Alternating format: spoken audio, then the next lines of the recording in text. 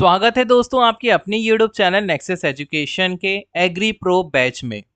शान से पढ़ाई टॉपर्स का गैंग, जिसमें कि इस क्लासेस में हम लोग एमसीक्यूज को डिटेल्स में पढ़ते हैं और वो एमसीक्यूज होते हैं एग्रीकल्चर से रिलेटेड। अब जब हम एमसीक्यूज पढ़ते हैं तो एमसीक्यूज के से जो भी ऑप्शंस होते हैं उनके बारे में भी हम डिटेल्स में पढ़ते हैं, क्योंकि फिर क्या होता है, इससे क्वेश्चन से ही क्वेश्चन बनते हैं। तो इस चीज को हम मद्देनजर रखते हुए आपको ऑप्शंस जो हैं वो भी साथ ही साथ एक्सप्लेन करते हैं। तो चलिए बिना समय गवाए स्टार्ट करते हैं अपनी क्लास को, जिसमें कि क्वेश्चन नंबर फर्स्ट हमसे पूछता है कि which hormone is primarily responsible for the ripening of fruits. फलों को पकने के लिए मुख्य रूप से कौन सा हार्मोन जिम्मेदार है। आपके आगे ऑप्शन है, option a auxin, option b gibberellin, option c cytokinin and option d ethylene. तो बताइए इसमें से कौन सा ऑप्शन होगा हमारा करेक्ट ऑप्शन, बताइए।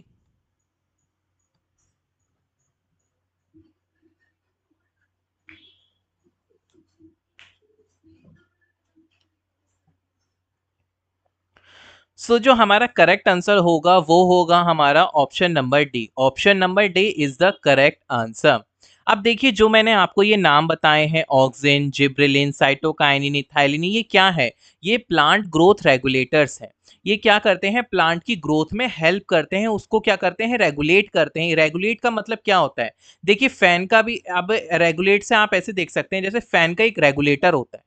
कहते नहीं, रेगुलेटर खराब हो गया है तो फैन अपने आप ही स्पीड बढ़ जाती है, कम हो जाती है, ऐसे हम कंट्रोल नहीं कर सकते। तो ठीक वैसे ही रेगुलेटर्स का काम होता है कंट्रोल करना, कब कहाँ किसकी ग्रोथ बढ़ानी है, कब कहाँ किसकी ग्रोथ कम करनी है, या उसे रोकना है या उसे धीमा करना है। इन सबको जो मैनेज करते हैं, मेंटेन करते हैं, वो ये हॉर्मोन्स ही करते हैं। तो इसलिए उन्हें प्लांट ग्रोथ रेगुलेटर्स बोला जाता है। तो देखिए, अब हम बढ़ते हैं आगे, जिसमें कि हम सबसे पहले बात करेंगे ऑक्सिन की। देखिए,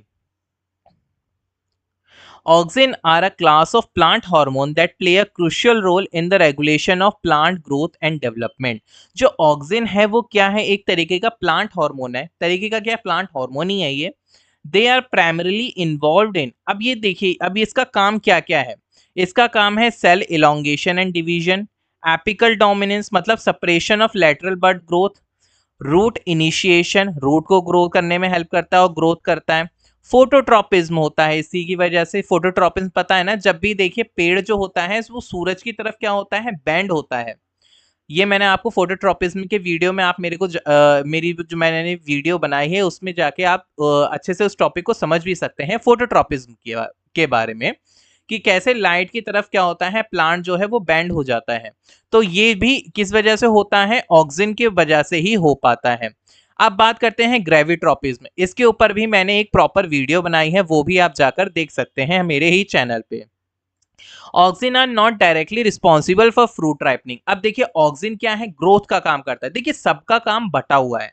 तो जो ऑक्सिन का काम है वो फ्रूट राइपनिंग नहीं है, but they do influence various aspects of fruit development. मतलब ये फूल फलों को पकाता तो नहीं है, लेकिन जो फलों पक जाए उन एस्पेक्ट्स को कंट्रोल करता है, कहीं ना कहीं उन्हें क्या करता है? इन्फ्लुएंस करता है। अब हम बात करते हैं जिब्रेलिन की। देखिए, gibberellin are another group of plant hormone that are important for several growth processes. Gibberellin जो है वो भी ग्रोथ के लिए बहुत ज्यादा जरूरी है, वो भी अलग अलग ग्रोथ को क्या करता है? कंट्रोल करता है। अब क्या क्या काम करता है? देखिए, सबसे पहली बात तो ये भाई स्टेम इलोंगेशन करता है, स्टेम को लंबा करता है। सीड जर्मिनेशन में हेल्प करता है ये, साथ ही साथ फ्लावरिंग में हेल्प करता है, और सबसे इंपॉर्टेंट पॉइंट भाई, ये डोरमेंसी को तोड़ता है, सीड या बर्ड की जो इनएक्टिव स्टेज होती है सीड की या किसी बर्ड की, वो उसे क्या करता है? ब्रेक डाउन कर देता है। लेकिन कहीं पे भी इसमें ये नहीं दिया गया है कि ये फलों को पकाता है, तो ये ऑप्शन भी नहीं होगा। पर मैंने आपको ये बता दिया जिब्रेलिन के काम क्या क्या होते हैं। While gibberellin affect overall plant growth and development, they are not the primary hormone responsible for fruit ripening. ये क्या करता है? ये भी ओवरऑल प्लांट ग्रोथ में इसका बहुत ज्यादा रोल होता है और डेवलपमेंट में इसका रोल होता है, लेकिन कहीं भी ये फलों को डायरेक्टली पकाता नहीं है। अब हम बात करते हैं साइटोकाइनिन की। Cytokinin are plant hormone that promote cell division and differentiation. देखिए, जो साइटोकाइनिन है उसका काम होता है क्या? प्रमोट करना सेल डिवीजन और डिफरेंशिएशन को। क्या बढ़ावा देना। अब इस वजह से क्या होता है, सेनिसेंस बढ़ जाता है। अब सेनिसेंस क्या होता है, देखिए हर पौधे की एक उम्र होती है, जैसे हमारी भी एक उम्र है। तो क्या होता है, धीरे धीरे जब प्लांट क्या होता है जो ओल्ड होने लगता है, पुराना होने लगता है, मतलब अपने एंड की तरफ जा रहा होता है कि मतलब सब उसका काम निपट गया, फल भी हो गए, सब उसके मतलब जो भी लाइफ प्रोसेस में, लाइफ में जितनी भी प्रोसेसेस होती हैं वो कंप्लीट हो गई। तो लास्ट में क्या होता है, आखिर में इंसान के साथ भी यही होता है, वो क्या होता है, खत्म हो जाता है, मर जाता है। तो ये क्या करता है, कहीं न कहीं साइटोकिनिन हेल्प करता है सेनेसेंस को डिले करने में। देखो मौत को टाला नहीं जा सकता, पर उसे क्या कर सकता है, ये डिले कर देता है। मतलब थोड़े दिनों बाद मतलब रोक देगा, थोड़े समय के बाद वो चीज़ होगी, पर होगी ज़रूर। लेकिन ये क्या करता है, उसको डिले करने का काम करता है। डिले लीफ सेनेसेंस मतलब पत्तों का जो होता है ना, पत्ते जो झड़ते हैं या उनकी ज़्यादा उम्र हो जाती है तो वो गिरने लगते हैं, तो उसको भी रोकता है। Promoting shoot growth and development, shoot की ग्रोथ को और डेवलपमेंट को ध्यान रखता है ये। एनहेंसिंग न्यूट्रिएंट मोबिलाइजेशन, न्यूट्रिएंट जितना भी आवागमन जो चल रहा है न्यूट्रिएंट्स का, उसको भी क्या करता है, एनहेंस करता है। तो साइटोकाइनिन का एक सिग्निफिकेंट रोल तो है, मतलब इंपॉर्टेंट रोल तो है प्लांट टिश्यू कल्चर में, रीजनरेशन में, पर ये डायरेक्टली इन्वॉल्व नहीं है राइपनिंग ऑफ फ्रूट्स में। ये भी क्या है, इन्वॉल्व नहीं है फ्रूट राइपनिंग में, फलों के पकने में इसका भी कोई ऐसा खास डायरेक्टली रोल है नहीं। अब हम बात करते हैं इथाइलिन की। इथाइलिन ही आप हमेशा याद रखिएगा, ethylene is the only hormone which are present in gaseous form. Ethylene ही ऐसा हार्मोन है जो कि गैसियस फॉर्म में प्रेजेंट है। देखिए जो इथाइलिन है वो एक गैसियस प्लांट हार्मोन है that is primarily responsible for ripening of fruit, जो कि रिस्पॉन्सिबल है फलों के पकने के लिए। इट रेगुलेट सेवरल प्रोसेसेस, जैसे कि अब भाई इथाइलिन के भी अपने अपने काम है, जैसे क्या, फ्रूट राइपनिंग, फलों को पकाना। लीफ एब्सिशन, एब्सिशन मतलब होता है झड़ना, पत्तियों को झाड़ भी देता है, इसी की वजह से पत्तियां झड़ती हैं। Flower wilting, response to mechanical stress, मान लीजिए किसी कोई ऐसा स्ट्रेस आ गया या किसी चीज की कमी हो गई, तो इसको क्या करता है, इसका रिस्पॉन्स करता है। Ethylene production increase as fruits ripen, जैसे इथाइलिन का अगर ज्यादा बन रहा है तो क्या होता है, फल पकते हैं, जल्दी जल्दी फल पकते हैं, फलों का जो पकना होता है वो ज्यादा होता है। It act as signal to induce the ripening process. This make its primary hormone responsible for fruit ripening. ये क्या है, फ्रूट राइपनिंग के लिए प्राइमरी हार्मोन है, जिस वजह से ये क्या करता है, फलों को पकाता है, ठीक है, इथाइलिन। तो चलिए अब हम बढ़ते हैं अपने नेक्स्ट क्वेश्चन पर। तो क्वेश्चन नंबर हम सेकंड हमसे क्या पूछता है, क्वेश्चन नंबर सेकंड हमसे पूछता है कि what is the primary function of mycorrhizal fungi in horticulture, कि प्राइमरी फंक्शन क्या है माइकोराइजा का इन हॉर्टिकल्चर, बागवानी में माइकोराइजल कवक का मुख्य कार्य क्या है। माइकोराइजा मैंने आपको बताया था, रूट के साथ क्या होता है, उसकी म्यूचुअल अंडरस्टैंडिंग बन जाती है, एक रिलेशनशिप बना लेते हैं ये लोग, सिम्बायोटिक रिलेशनशिप। इसमें क्या होता है, दोनों को ही फायदा होता है। तो इसका ये क्या काम है हॉर्टिकल्चर में, इसका आखिर प्राइमरी फंक्शन है क्या। सबसे पहला है टू फिक्स एटमॉस्फेरिक नाइट्रोजन,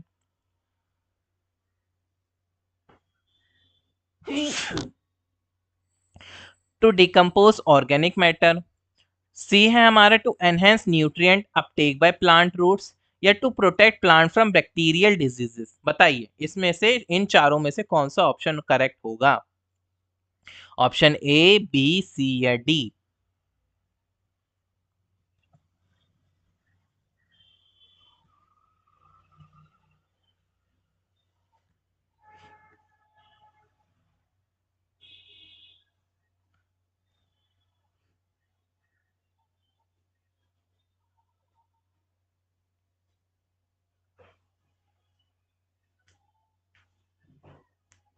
इसका जो करेक्ट ऑप्शन जो है, जो हमारा आंसर है, वो है to enhance nutrient uptake by plant roots. ये क्या करता है, माइकोराइजल फंगाई जो है वो क्या करता है, रूट के पास अपनी कॉलोनी बना लेता है, जिस वजह से क्या होता है, रूट का सरफेस एरिया बढ़ जाता है। बढ़ने के साथ साथ ये क्या होता है, ये न्यूट्रिएंट अपटेक करता है, जो कि क्या होता है, प्लांट तक पहुंचते हैं। बदले में प्लांट इन्हें क्या देता है, खाना प्रोवाइड कराता है, साथ ही साथ सपोर्ट मिलता है इसे प्लांट का। तो जो इसका करेक्ट जो ऑप्शन है वो है हमारा option number C, to enhance nutrient uptake by plant roots. तो चलिए अब हम बढ़ते हैं अपने आगे नेक्स्ट क्वेश्चन पर। नेक्स्ट क्वेश्चन हमसे क्या पूछता है, क्वेश्चन नंबर थर्ड हमसे पूछता है कि विच micronutrient deficiency causes chlorosis or yellowing of leaves in plant। कौन सी सूक्ष्म पोषक तत्व की कमी पौधों में पीली पत्तियां पत्तियां या पर्ण हरितता का कारण बनती है? ऑप्शन ए है हमारा आयरन, बी है हमारा कैल्शियम, सी है हमारा फास्फोरस और डी है हमारा पोटेशियम। बताइए इसमें से कौन सा करेक्ट आंसर होगा?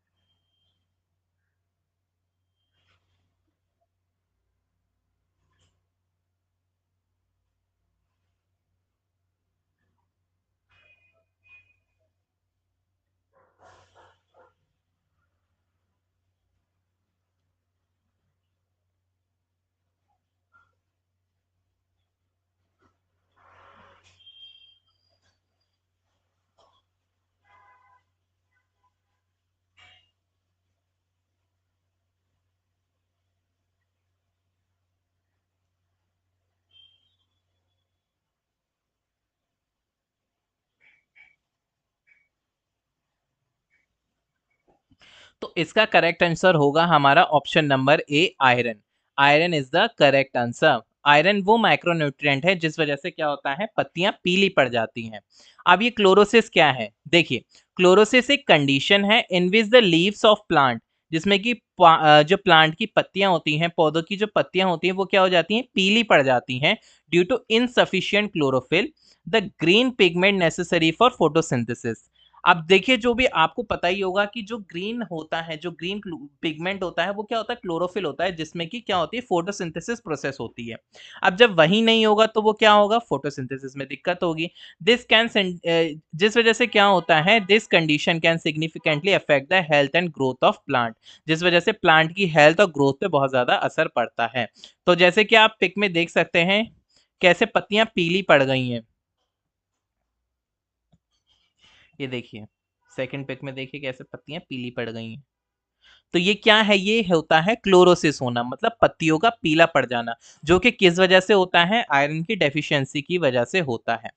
अब हम बात करते हैं अपने क्वेश्चन नंबर नेक्स्ट क्वेश्चन की, जो कि क्वेश्चन नंबर फोर्थ है। वो हमसे पूछता है कि which of the following practice help to improve pollination in fruit orchards, कि निम्नलिखित में से कौन सा अभ्यास फल बागानों में परागण में करने में मदद करता है, सुधार करने में मदद करता है? ऑप्शन ए है हमारा प्रूनिंग, बी है हमारा इरिगेशन, सी है हमारा थिनिंग और डी है हमारा इंट्रोड्यूसिंग बीहाइव्स। बीहाइव्स मतलब मधुमक्खियों का छत्ता। कि कौन सी ऐसा अभ्यास है जिसमें क्या होता है, पॉलिनेशन जो होता है फ्रूट ऑर्चर्ड में, फलों के बागान में, वो क्या होता है, इंप्रूव होता है या फिर उसमें सुधार होता है। तो आपको मैंने ऑप्शन चार बता दिए हैं। अब इन ऑप्शंस में से आप बताइए करेक्ट ऑप्शन कौन सा होगा?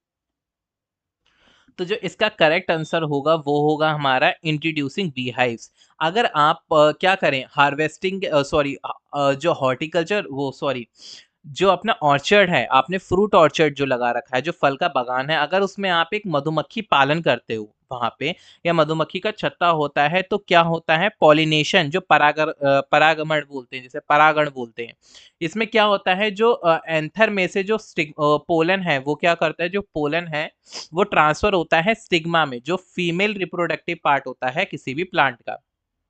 तो जब उस पे ट्रांसफर होता है उसी को पॉलिनेशन कहते हैं। अब वो पॉलिनेशन कई तरीकों से हो सकता है, बाय एयर भी हो सकता है, बाय सॉरी बाय विंड हो सकता है, बाय वाटर हो सकता है, या फिर बाय एनी सॉरी एनिमल या फिर इंसेक्ट के थ्रू हो सकता है। तो जब हम किसी मधुमक्खी का वो लगाते हैं, छत्ता लगाते हैं ये वहां पे, या मधुमक्खी पालन करते हैं किसी भी फल बागान में, तो क्या होता है, वहां पे पॉलिनेशन जो होता है वो बहुत अच्छे से हो पाता है। ठीक है, तो जो इसमें क्या होता है, पॉलिनेशन में बहुत ज्यादा सुधार होता है। पॉलिनेशन भी बहुत ज्यादा जरूरी है, अगर पॉलिनेशन नहीं होगा तो फल बनेंगे कैसे? जब पोलन है, जब ट्रांसफर ही नहीं करेगा स्टिग्मा पे, तो वो फ्रूट कैसे बनेगा, कैसे वो होगा, फर्टिलाइजेशन प्रोसेस हो पाएगी? तो चलिए अब हम बढ़ते हैं अपने नेक्स्ट क्वेश्चन पे। नेक्स्ट क्वेश्चन हमसे क्या पूछता है? नेक्स्ट क्वेश्चन हमसे पूछता है कि which of the following is a commonly used organic fertilizer in horticulture? निम्नलिखित में से कौन सा अभ्यास फल बागानों में परागण में सुधार सॉरी सॉरी सॉरी सॉरी, ये हिंदी में गलत लिखा हुआ है,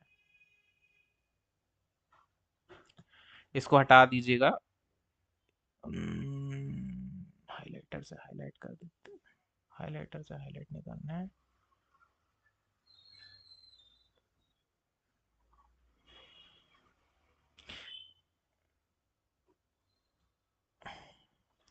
इस पे ध्यान नहीं दीजिएगा, ये गलत वो हो गया है, प्रिंट हो गया इस पे। देखिए, which of the following is a commonly used organic fertilizer in horticulture? जब भी हम फलों की खेती करते हैं या किसी सब्जियों की खेती करते हैं, तो उसमें सबसे ज्यादा कॉमनली यूज्ड होने वाला ऑर्गेनिक फर्टिलाइजर आखिर कौन सा है?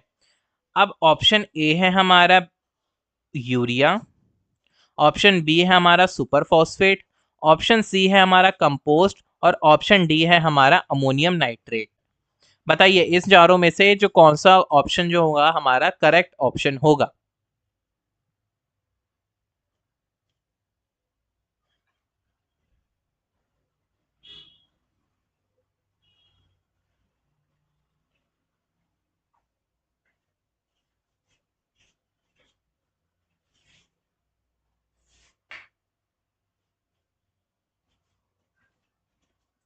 अब आप इसमें क्या कर सकते हैं, अब जो ये ऑप्शंस दे रखे हैं आप इसमें एक एलिमिनेशन मेथड का यूज कर सकते हैं। अब वो कैसे कर सकते हैं? अब आप देखिए, ऑप्शन ए है हमारा यूरिया, यहां हमने बात करी है ऑर्गेनिक फर्टिलाइजर की। किसकी बात करिए? ऑर्गेनिक फर्टिलाइजर की। मतलब कि वो फर्टिलाइजर जिसमें केमिकल ना हो, नेचुरल चीजों का इस्तेमाल हुआ। अब यूरिया क्या है? मैनमेड है तो मैनमेड, लेकिन इसमें क्या केमिकल्स का यूज हुआ है। सुपर फॉस्फेट में भी सेम कहानी है और अमोनियम नाइट्रेट में भी सेम कहानी है। तो ये तीनों ऑप्शंस क्या होंगे हमारे? करेक्ट नहीं होंगे, इनकरेक्ट ऑप्शन होंगे। तो जो हमारा करेक्ट ऑप्शन होगा वो होगा ऑप्शन नंबर सी, कंपोस्ट। जो कंपोस्ट है वो क्या है? सबसे कॉमनली यूज होने वाला ऑर्गेनिक फर्टिलाइजर है या खाद है, जिसको हम हॉर्टिकल्चर में यूज करते हैं। अब देखिए, अब हम बात करते हैं ऑप्शन नंबर ए, जो हमें यूरिया दे रखा था। यूरिया के बारे में जानते हैं। यूरिया क्या है? एक नाइट्रोजन कंटेनिंग कंपाउंड है that is widely used as a fertilizer, जिसका हम किस लिए यूज करते हैं? एज अ फर्टिलाइजर यूज करते हैं खेतों में। It is the white crystalline solid. ये कैसा होता है? वाइट और क्रिस्टल सॉलिड होता है विद हाई नाइट्रोजन कंटेंट। इसमें बहुत ज्यादा नाइट्रोजन होता है। इसमें की जो क्वांटिटी होती है वो कितनी होती है? 46% होता है नाइट्रोजन इसमें, ठीक है। When applied to soil, urea undergoes hydrolysis. जब हम इसे अप्लाई करते हैं तो जब ये मिट्टी पे जाता है तो क्या होता है? हाइड्रोलाइसिस होता है बाय द एंजाइम यूरिएज। किस क्या क्या होता है? यूरिएज की जो एंजाइम है वो क्या करता है? रिलीज करता है ammonia, which can then be used by plant as nitrogen source. जिसका प्लांट कैसे यूज कर सकते हैं? As a nitrogen source use कर सकते हैं।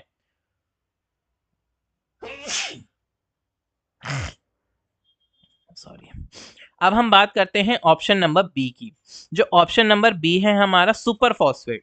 जो सुपर फॉस्फेट है क्या? ये क्या है? एक फर्टिलाइजर है produce by treating phosphate rock with sulphuric acid. अब ये बनता कैसे है सुपर फॉस्फेट? जो सुपर फॉस्फेट है वो बनता है फॉस्फेट रॉक को जब हम ट्रीट करते हैं सल्फ्यूरिक एसिड में, तब ये बनता है। This process produce a water soluble form of phosphorus that plant can easily absorb। अब जब क्या होता है, हम फॉस्फेट रॉक को जब सल्फ्यूरिक एसिड के साथ रिएक्ट करते हैं तो ये एक क्या बनता है? एक वाटर सॉल्युबल फॉर्म बन जाती है, जो क्या होती है? फॉस्फोरस होता है। जो जिस वजह से क्या होता है, वो वाटर सॉल्युबल फॉर्म क्या होती है? फॉस्फोरस होता है, जो कि प्लांट क्या होता है? इजिली अब्सॉर्ब कर लेता है और उसको अपने काम में ले आ सकता है।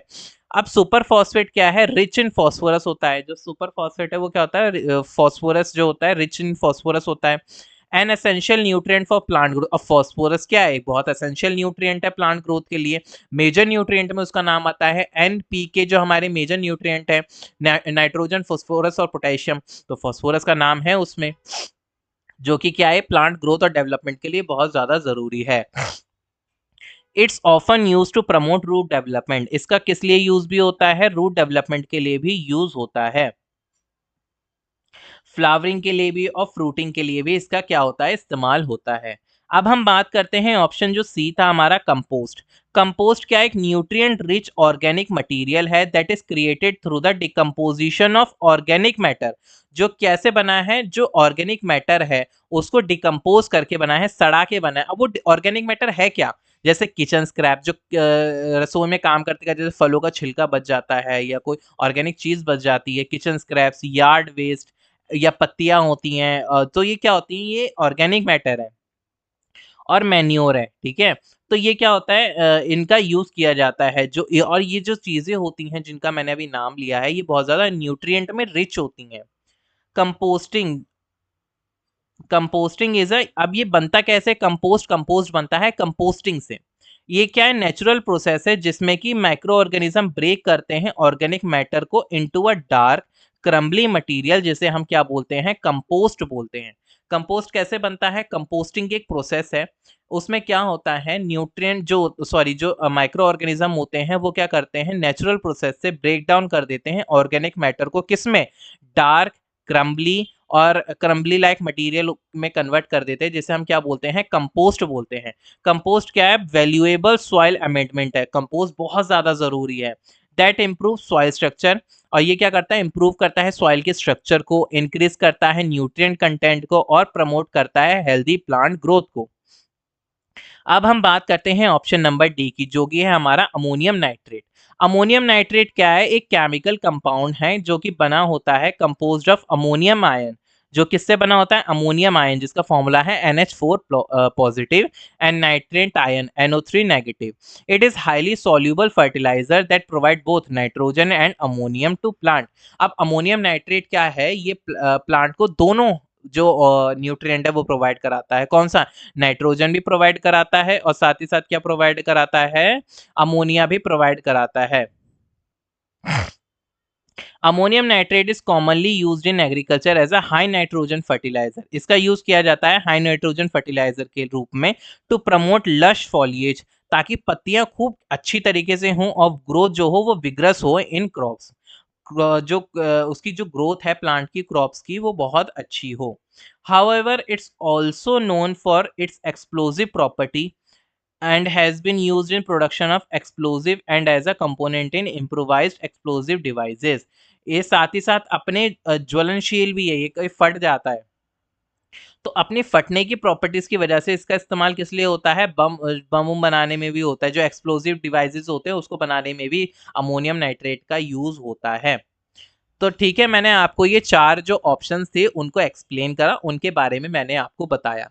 अब हम बढ़ते हैं अपने आगे नेक्स्ट क्वेश्चन पर।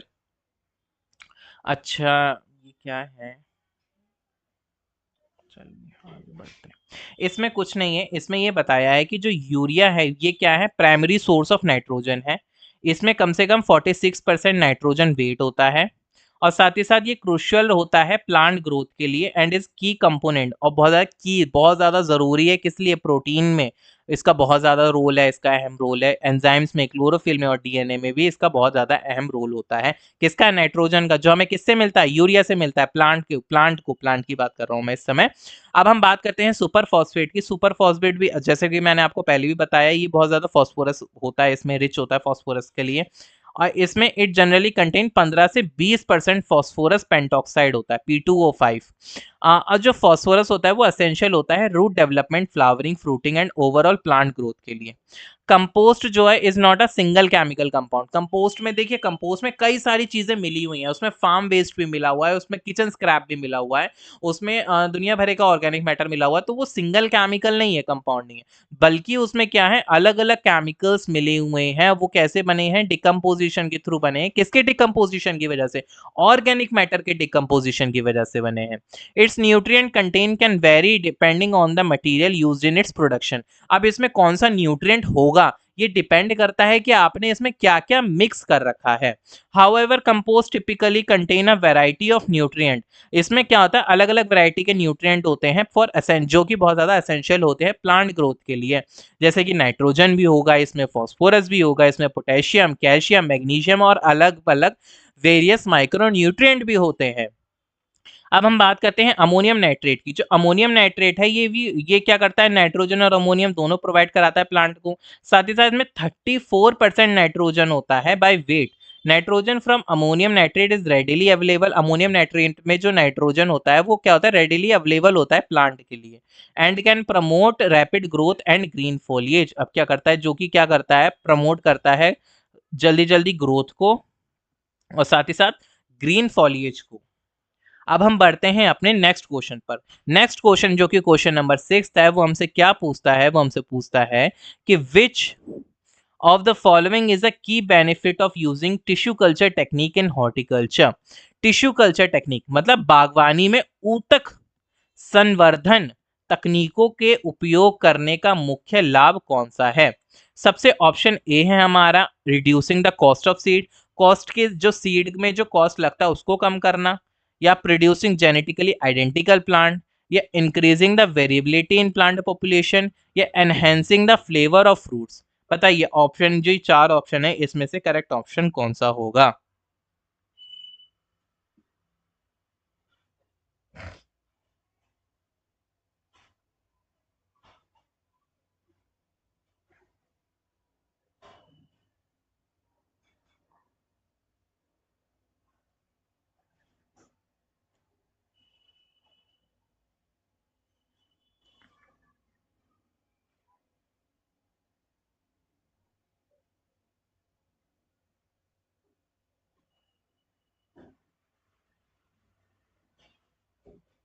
तो जो इसका करेक्ट जो ऑप्शन है वो है ऑप्शन हमारा बी।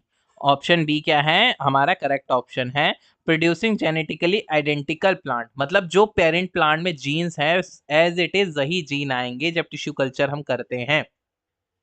इसमें क्या होता है, वेरिएशन नहीं आता है। वेरिएशन कब आता है, जब हम पॉलिनेशन के थ्रू या नेचुरल मेथड से क्या होता है, प्लांट ग्रो होता है। अब हम बढ़ते हैं आगे। अब हम बात करते हैं जो हमने टिश्यू कल्चर का वर्ड का जो यूज करा है, ये टिश्यू कल्चर जो टर्म है उसका यूज करा है वो आखिर है क्या। देखिए tissue culture is also known as micropropagation. देखिए कहीं माइक्रो प्रोपोगेशन अगर वर्ड का यूज होता है तो आप कंफ्यूज मत होइएगा, उसका मतलब भी क्या होगा, टिश्यू कल्चर ही होगा। अब इसमें होता क्या है, देखिए टिश्यू कल्चर एक टेक्निक है use to grow plant under sterile condition on a nutrient culture medium. Sterile मतलब बिल्कुल जर्म से रहित, बिल्कुल मतलब कोई माइक्रो ऑर्गेनिज्म उस एनवायरनमेंट में है ही नहीं, स्टेराइल कंडीशन है बिल्कुल। अब वहां पे नेचुरल जो न्यूट्रिएंट कल्चर मीडियम मतलब जो न्यूट्रिएंट एक कल्चर बना रखा है जिसमें हम ग्रो करेंगे टिश्यू को, वो क्या है, वो मीडियम होता है। This method is widely used in horticulture, agriculture and plant research for rapid propagation of plant. अब जो ये टिश्यू कल्चर मेथड है, या इसको लैब में करते हैं, क्योंकि लैब में ही स्टेराइल मेथड को कर सकते हो आप, स्टेराइल कंडीशन को ला सकते हो, खेतों में तो नहीं कर सकते आप। और टिश्यू के थ्रू हम वो करते हैं, ग्रो करते हैं। तो जो ये क्या होता है, इसमें जो स्टेराइल कंडीशन और जो ये मैं बता रहा हूँ टिश्यू के थ्रू क्या करते हैं, इसमें प्लांट को डेवलप करते हैं, नए नए प्लांट्स बनाते हैं। तो ये पॉसिबल क्या कहाँ हो सकता है, लैब में ही हो सकता है। और इसका कहाँ वाइडली यूज होता है, एक तो हॉर्टिकल्चर में, बागवानी में, किसानी में, साथ ही साथ प्लांट पे जो रिसर्च होती है उसमें, और रैपिड प्रोपोगेशन प्लांट की जल्दी जल्दी पॉपुलेशन बढ़ाना, उसमें भी इसका बहुत ज्यादा यूज होता है। अब इसकी डेफिनेशन क्या है, डेफिनेशन देखी जाए समझ में तो आ ही गया है। अब डेफिनेशन पढ़ लेते हैं। डेफिनेशन क्या है, tissue culture is a collection of technique used to maintain और grow plant cells, tissue or organ under sterile condition, often on a nutrient culture medium. It is often used to produce clones of a plant in a method known as micropropagation. Tissue culture क्या है, अलग अलग techniques का एक समावेश है जिसमें क्या होता है, हम मेंटेन करते हैं प्लांट सेल्स की ग्रोथ को, या उनके टिश्यू को लेके टिश्यू की ग्रोथ करवाते हैं जिससे नए प्लांट्स बनते हैं। तभी वो क्या होता है, बिल्कुल आइडेंटिकल होते हैं अपने पेरेंट्स के। अंडर स्टेराइल कंडीशन में होता है ये सब, और न्यूट्रिएंट कल्चर मीडियम का यूज होता है। It is often use to produce clones, clones मतलब अपने मम्मी पापा का एज इट इज बिल्कुल टू डिट्टो कॉपी, कोई डिफरेंस नहीं, जीन्स भी सेम है जो मदर प्लांट से लेते हैं हम उसमें से, of a plant in a method known as micropropagation.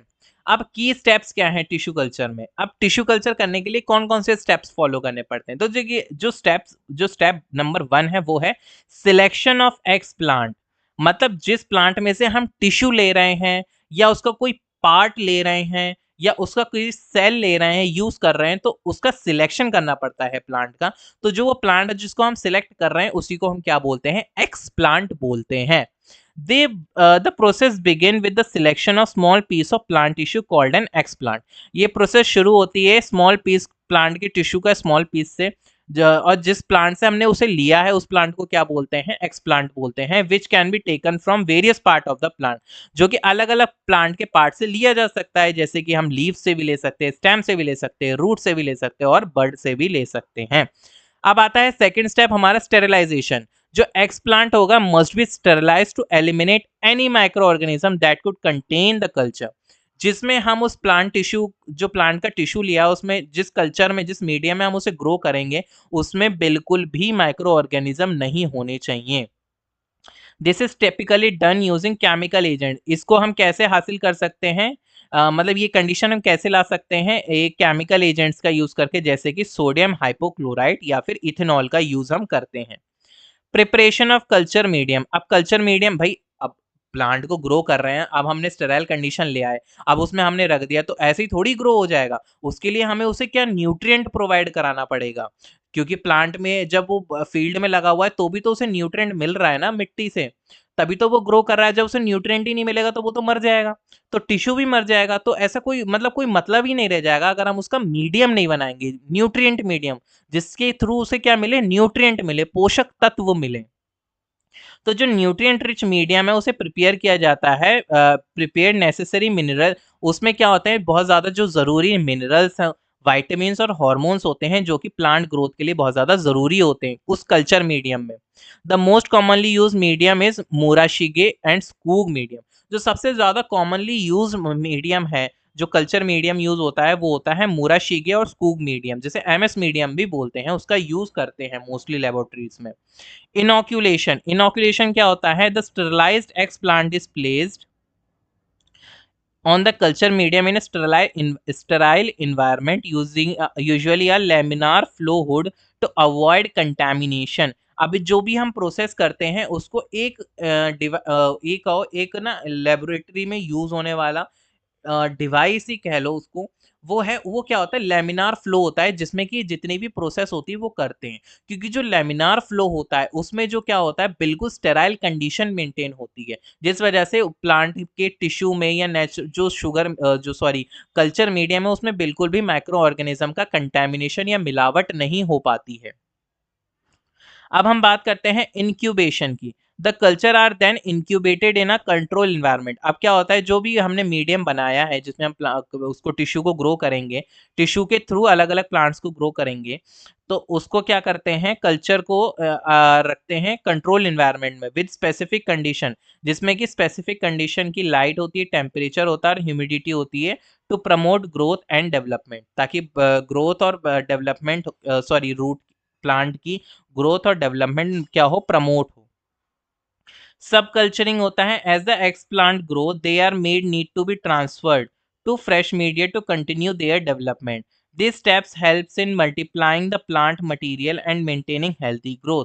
अब सब कल्चरिंग में क्या होता है? अब हमने एक कल्चर बना के रखा, उसको उसमें रख रखा है टिश्यू, अब उन्हें समय समय पे उस कल्चर को क्या होना चाहिए? बदलते रहना चाहिए, ट्रांसफर कर देना चाहिए टू फ्रेश मीडिया, ताकि उसकी ग्रोथ क्या हो? अच्छे से हो। Regeneration. The culture cell can differentiated into complete plant. जो हमने सेल्स के या टिश्यू लिया है उसके जो सेल्स हैं वो क्या होते हैं? अपने द कल्चर सेल कैन अपने आप को क्या करते हैं? डिफरेंशिएट कर देते हैं इनटू कंप्लीट प्लांट्स। अपने आप में पूरे प्लांट बन जाते हैं। वो एक सेल, नन्हे नन्हे सेल क्या बना लेते हैं? खुद को अपने बिल्कुल अपने माता पिता जो जहां से लिया है प्लांट वैसा ही अपने आप को बना लेते हैं। This process involve formation of root shoot ultimately leading to the development of whole plant। Acclimatization, acclimatization मतलब होता है अपने आप को हालातों में ढालना। The regeneration plants are gradually acclimatize to normal growing condition. अब जब हमने क्या करा, टिश्यू लेके अलग अलग उसमें मीडियम में उसे ग्रो करा, उसके बाद जब वो क्या हुआ, मल्टीप्लाई होके ग्रो होने लगे उसके सेल्स, तो क्या करेंगे, उस वो क्या करते हैं, धीरे धीरे उनको हम आदत डलवाते हैं कि वो नॉर्मल कंडीशन में भी ग्रो हो पाए। They are transfer from the sterile environment to soil. फिर क्या करते हैं हम उसे स्टेराइल इन्वायरमेंट में, जिसमें जो कंट्रोल इन्वायरमेंट था हमारा, जिसमें माइक्रो ऑर्गेनिज्म बिल्कुल भी नहीं थे, उससे निकाल कर उसे क्या करा जाता है, मिट्टी में लगाया जाता है या दूसरे ग्रोथ मीडियम में लगाया जाता है, ताकि उसमें क्या हो, धीरे धीरे वो क्या कर सके, बाहर की कंडीशन को अपना सके, अडॉप्ट कर सके।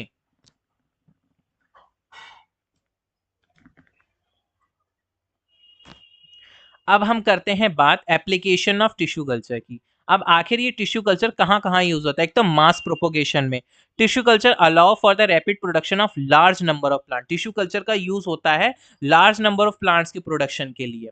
This is particularly useful for ornamental plant. ये कहाँ सबसे ज्यादा यूजफुल के कौन से प्लांट्स के लिए, एक तो ऑर्नामेंटल प्लांट्स के लिए, फ्रूट ट्रीज के लिए, और साथ ही साथ फसलों के लिए है। और इसका सबसे अच्छा यूज ये है कि इसमें जो भी प्लांट होता है वो डिजीज फ्री होता है, क्योंकि सब इन्वायरमेंट तो हमने कंट्रोल कर रखा है, उसमें स्टेराइल कंडीशन हमने मेंटेन कर रखी है, जिस वजह से माइक्रो ऑर्गेनिज्म होते नहीं है, तो कहीं से कहीं तक डिजीज होने का कोई चांस होता ही नहीं है। Genetic modification, tissue culture technique are used in genetic engineering. इसका यूज कहाँ पे होता है, जेनेटिक मॉडिफिकेशन के लिए भी होता है। जैसे कि जीन्स में थोड़ा जीन्स में जो क्या करते हैं, हेर फेर करना होता है, तो वो इंट्रोड्यूस या नए ट्रेड्स डालने हैं किसी प्लांट में, तो उसके लिए भी इसका यूज होता है। सच एज पेस्ट असिस्टेंस या इंप्रूव्ड न्यूट्रिशनल वैल्यू बढ़ाने के लिए क्या करते हैं, हम जीन्स के साथ छेड़छाड़ करते हैं, जीन जिसे हम जेनेटिक इंजीनियरिंग बोल देते हैं। तो जेनेटिक मॉडिफिकेशन में भी टिश्यू कल्चर का यूज होता है। Conservation of rare and endangered species, जो बहुत ज्यादा स्पीसीज जो खत्म होने वाली हैं, एक्सटेंट लुप्त होने वाली हैं, उनको कंजर्व करके रखना, उन ताकि मान लो हम पे बहुत कम बची है, तो उनके जो टिश्यूज हैं उसके थ्रू क्या कर सकते हैं, हम ढेर सारे प्लांट ग्रो कर सकते हैं। तो जिस वजह से क्या हो सकती है, जो ये लुप्त होने वाली प्रजातियां हैं पौधों की, तो वो क्या हो सकती हैं, हम उन्हें दोबारा से वापस नेचुरल हैबिटाट में ला सकते हैं।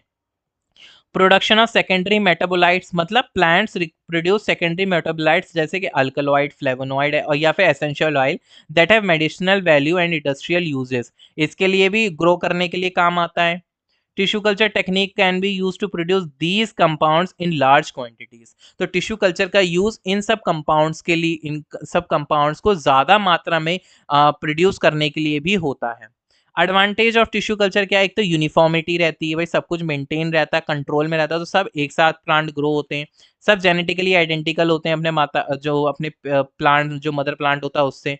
एफिशिएंसी क्या होती है, फास्टर प्रोपोगेशन होता है compare to traditional method. Traditional method के हिसाब से देखा जाए तो इसमें प्लांट जल्दी ग्रो करता है।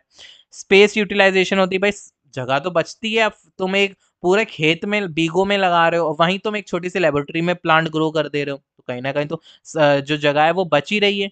चैलेंजेस ऑफ टिश्यू कल्चर, देखिए सबसे बड़ा चैलेंज तो आता है कॉस्ट का। इनिशियल सेटअप और जो मेंटेनेंस होती है टिश्यू कल्चर फैसिलिटीज की, वो बहुत ज्यादा मतलब एक्सपेंसिव होती है, काफी पैसा लगता है इसमें। स्किल्स की बहुत ज्यादा जरूरत है, जो बंदा मतलब आम बंदा तो कर ही नहीं सकता है जो, तो उसके लिए एक प्रोफेशनल इंसान की जरूरत है, प्रोफेशनल आदमी की जरूरत होती है। Require skilled personal to manage the sterile condition and technical aspects of the process, क्योंकि वही है जो स्टेराइल कंडीशन को और टेक्निकल प्रोसेसेस को क्या कर सकता है, हैंडल कर सकता है। कंटैमिनेशन होने का बहुत डर होता है, अगर आपने स्टेराइल कंडीशन नहीं मेंटेन कर रखी है, तो प्लांट तो ग्रो होगा नहीं, उसकी जगह पे क्या हो जाएंगे, बैक्टीरिया या माइक्रो ऑर्गेनिज्म ग्रो कर जाएंगे।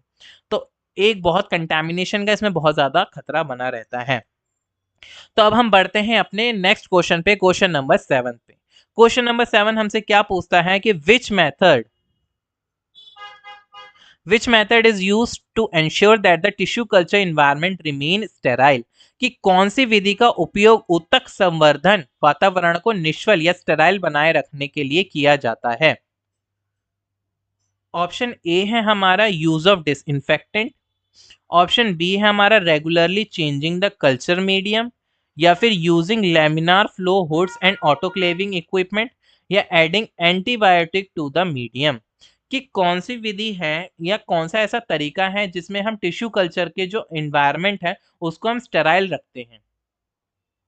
बताइए इन चारों में से कौन सा ऑप्शन जो है वो करेक्ट ऑप्शन है?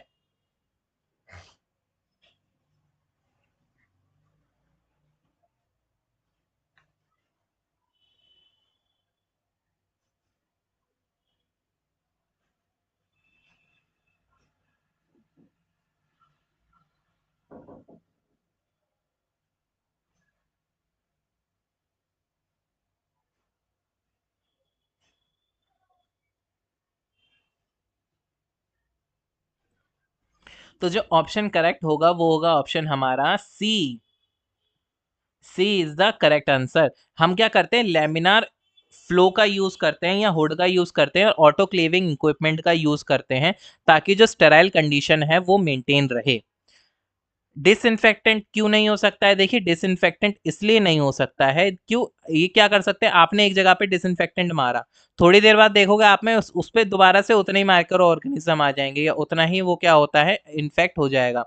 तो ये सब चीजें क्या एक टेम्परेरी तौर पे हैं, लेकिन जो थोड़ा लंबे समय के लिए जो यूज करते हैं स्टेराइल कंडीशन को मेंटेन रखने के लिए, वो होता है लेमिनार फ्लो। तो जो भी टेक्निक्स या जो भी हम प्रोसेस करते हैं टिश्यू कल्चर के दौरान, वो सब लेमिनार एयर फ्लो में ही होता है, लेमिनार फ्लो हुड में ही होता है। तो देखिए इस तरीके का होता है लेमिनार। इसके अंदर जो होता है ना बिल्कुल स्टेराइल कंडीशन होती है, इसको यूज करने से पहले इसको पूरा क्लीन किया जाता है इथेनॉल से, ठीक है, या सोडियम हाइपोक्लोराइड से भी इसका यूज करके इसको क्या करते हैं, क्लीन करते हैं। अब laminar flow in the context of laboratory environment and tissue culture refer to a smooth regular and constant airflow that move in parallel layer with minimal disruption between the layers. This concept is crucial in maintaining sterile condition for various sensitive biological process including tissue culture. तो जैसे कि मैंने आपको बताया, जो ये laminar flow का use जो होता है वो लेबोरेटरी के इन्वायरमेंट सॉरी लेबोरेटरी को में यूज होता है ताकि जो इन्वायरमेंट है जो उसको क्या कर सके, बिल्कुल स्टेराइल रख सके। इसमें क्या होता है, ये एक तो हवा बहती है जो कि बिल्कुल कांस्टेंट होती है, एयर फ्लो होता है जो कि मूव करती है बिल्कुल पैरेलल लेयर में। कैसी मूव करती है, बिल्कुल पैरेलल, ऐसे, ठीक है, विद मिनिमल डिस्ट्रप्शन, बिल्कुल इसमें डिस्ट्रप्शन बहुत कम होता है लेयर्स में। दिस कॉन्सेप्ट, ये क्या होता है, बहुत ज्यादा कॉन्सेप्ट बहुत ज्यादा जरूरी होता है स्टेराइल कंडीशन को मेंटेन करने के लिए ताकि अलग अलग बायोलॉजिकल प्रोसेस उसमें की जा सके। अब प्रिंसिपल क्या है लेमिनार फ्लो का, देखिए लेमिनार फ्लो क्या है, इसे characterise by the flow of air in parallel layer without any cross current और turbulence. In laminar flow the velocity of pressure and other flow properties at each point in the fluid remain constant over time. इसमें जो हवा का जो pressure है, velocity है और अलग फ्लो प्रॉपर्टी, अलग जो जो फ्लो प्रॉपर्टीज होती हैं वो बिल्कुल कांस्टेंट होती है। मतलब ऐसा नहीं है कि यहाँ पे ज्यादा है तो यहाँ पे कम है, यहाँ पे कम है तो यहाँ पे ज्यादा है, सब जगह पूरे एरिया में क्या रहेगी, कांस्टेंट रहेगी। Types of laminar flow hoods कितने तरीके के होते हैं, दो तरीके के लेमिनार फ्लो हुड्स होते हैं। एक तो होता है वर्टिकल लेमिनार फ्लो हुड, जिसमें कि एयर जो फ्लो होती है वो फ्लो होती है top of the hood to downward, ऊपर से नीचे की तरफ फ्लो होती है, किसमें, वर्टिकल लेमिनार फ्लो हुड में, थ्रू हैपा फिल्टर। इसमें देखिए बहुत ज्यादा इंपॉर्टेंट पॉइंट है, हैपा फिल्टर का यूज होता है इसमें। And create a sterile environment, क्या होता है, स्टेराइल इन्वायरमेंट जिस वजह से क्रिएट होता है। हॉरिजॉन्टल एयर फ्लो में, अब नाम से पता चल रहा है भाई इसमें क्या होती है, हवा हॉरिजॉन्टली फ्लो करती है। इसमें भी क्या होता है, हैपा फिल्टर का यूज होता है। अब इसमें कंपोनेंट क्या क्या लगते हैं, देखो सबसे पहला तो लगता है भैया हैपा फिल्टर। हैपा फिल्टर की फुल फॉर्म है हाई एफिशिएंसी पार्टिकुलेट एयर, ठीक है, are critical component that remove 99.97% of the particle. ये हैपा फिल्टर क्या करता है, 99.97% जो पार्टिकल है उनको क्या करता है, रिमूव कर देता है। एज स्मॉल है, जो कि 0.3 माइक्रोन से भी ज्यादा छोटे होते हैं, हवा में मौजूद होते हैं उनको। This filter ensure that the air entering the hood is free of contamination. ये ध्यान रखता है इस बात का कि जो एयर लेमिनार फ्लो में एंटर हो रही है वो क्या हो, उसमें किसी भी तरीके की मिलावट या कंटेमिनेशन ना हो।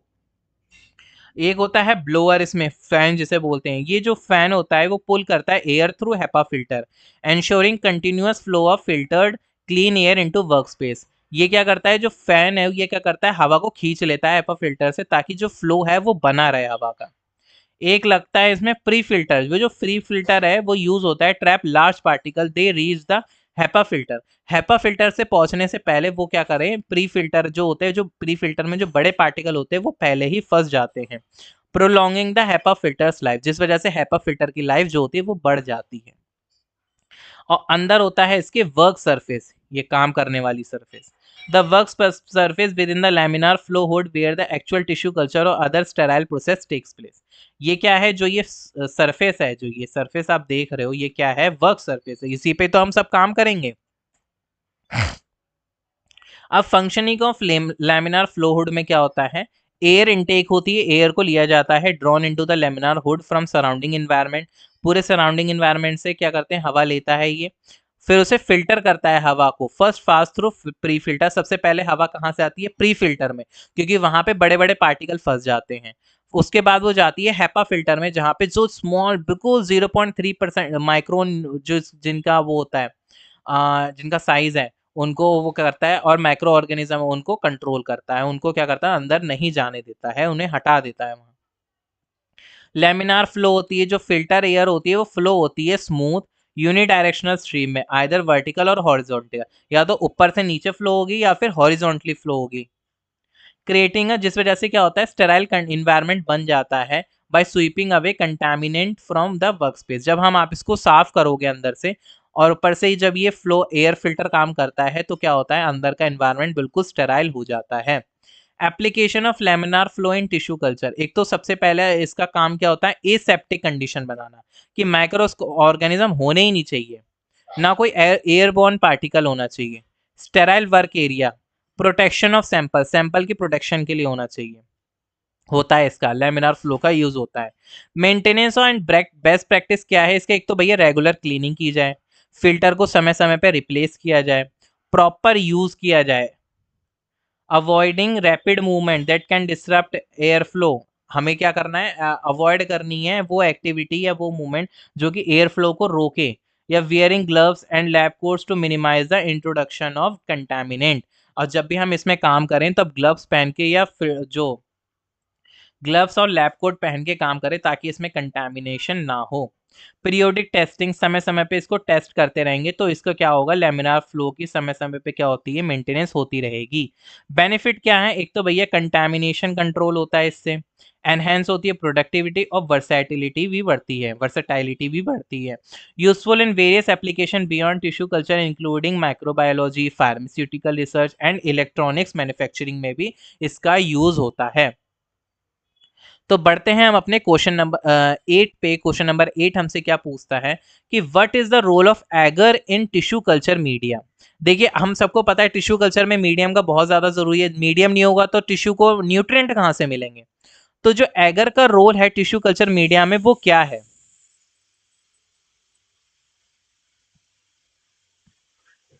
ऊतक संवर्धन माध्यम में अगर की भूमिका क्या है। ऑप्शन ए है हमारा to provide nutrient, to act as a, B है हमारा to act as a gelling agent, या टू एनहेंस फोटोसिंथेसिस, या फिर टू प्रिवेंट बैक्टीरियल ग्रोथ। बताइए इन चारों में से कौन सा ऑप्शन क्या है, करेक्ट ऑप्शन है।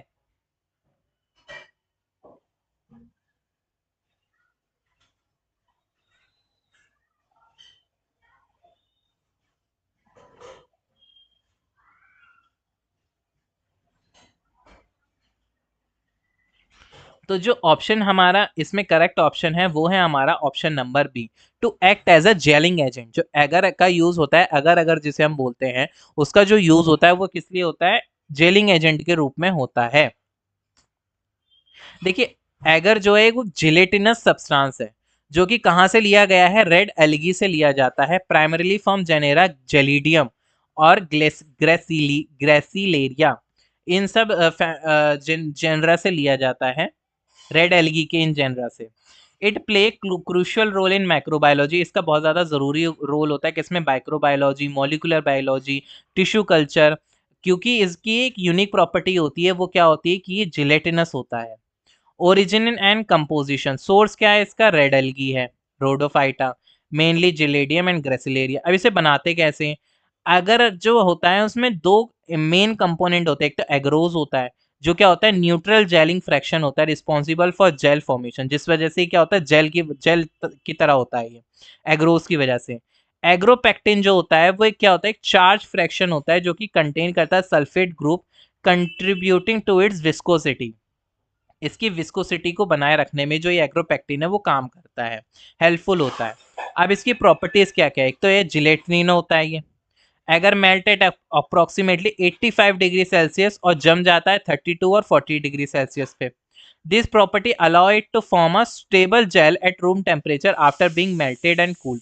अब देखिए इसका सबसे अच्छी प्रॉपर्टी तो यही है कि ये 85% पे क्या होता है, ये मेल्ट हो जाता है। और 32 और 40 जो कि नॉर्मली हमारा रूम टेम्परेचर होता है, उसमें क्या होता है, ये किस में कन्वर्ट हो जाता है, जेल में कन्वर्ट हो जाता है, स्टेबल जेल के रूप में हो जाता है।